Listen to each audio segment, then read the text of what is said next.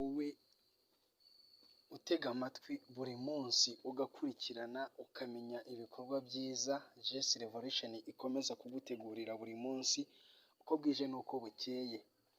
Natwe intego yacu ni ukukugezaho byinshi kandi bigomba kugufasha uko byagenda kose ugatera imbere ndetse ukagera no kuri byinshi bitandukanye.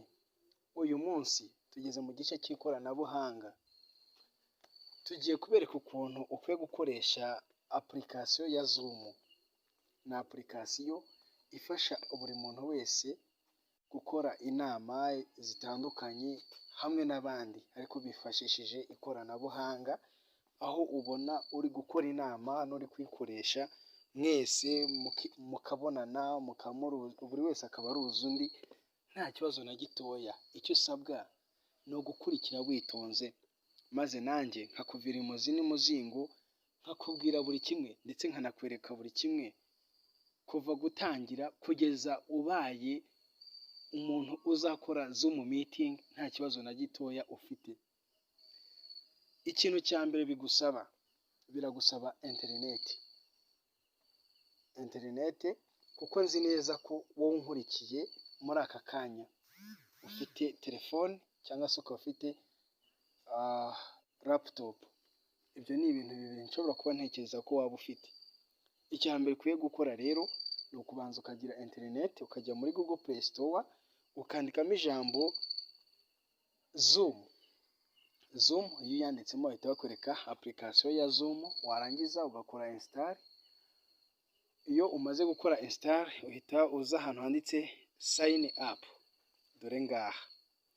Iyo umaze kuhakanda bakwereka ibintu byinshi bitandukanye, hari umunsi, ukwezi wavutsemo, umwaka wavutsemo, ukuzuza imyirondoro isabwa.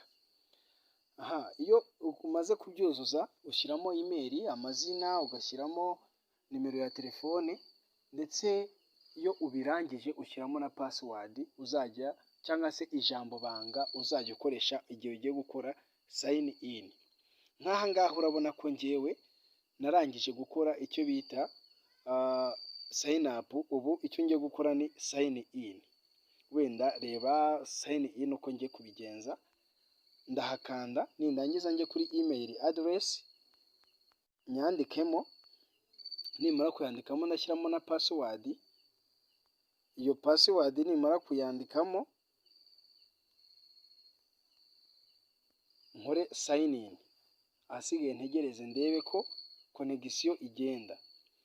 Urabona nkano bahita bakubwira do you want to sign with fingerprint ID?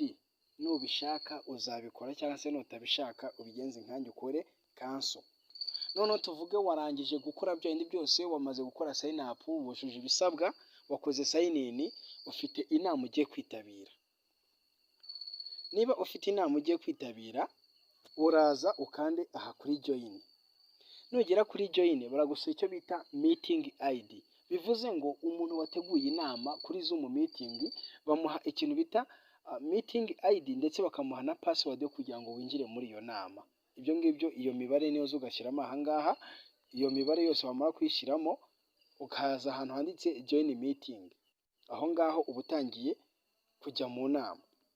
Noneho ni ukuvuga ngo wenda tuvuge ukeneye kujya muri mu nama zitandukanye, wenda hari byinshi ukeneye kwatendinga, baguye meeting ID. Wenda tuvuge nk'iyi ngiyi, urabona iyi ni meeting ID, ngiye kuri join meeting. Ubu tuvugana iyi nama ntabwo iri kuba.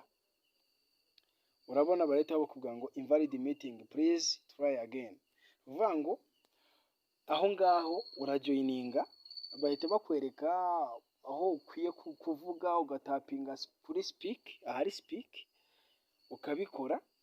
Ndetse hari n'ibyo bita share screen. Urabona share screen, aha ngaha iyo uhafunguye, aha ngaha share screen, iyo uhafunguye barakubwira ngo uba ushaka kugaragaza ibintu byose uri gukora ariko we batakuruzi ahubwo baruzi ibyo ngibyo uri kubereka. Iyo ushaka gukora inama, wowe gutegura inama, ukanda hano kuri new meeting. Ahangaha niyo meeting warangiza,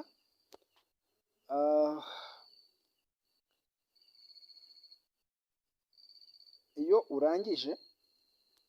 urangije ikintu uhita ukora, bahita bakwereka inama, ugashyiraho n'igihe igomba gukorerwa, ndetse ntukwiye kurenza iminota 40 kereka iyo uri bwishyure.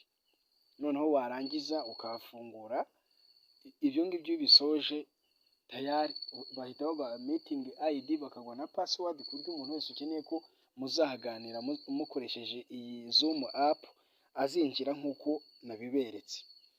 Urabona nk'iyi ni personal meeting yanjye, ahangaha nshaka kuyeditinga nabikora, nshaka gutangira inama nabikora. Ibi byose ni ibintu biba biri kuri application ya Zoom. Wenda aka ni agace ka mbere kaguha briefing kuri Zoom. Icyo ngusaba nanone,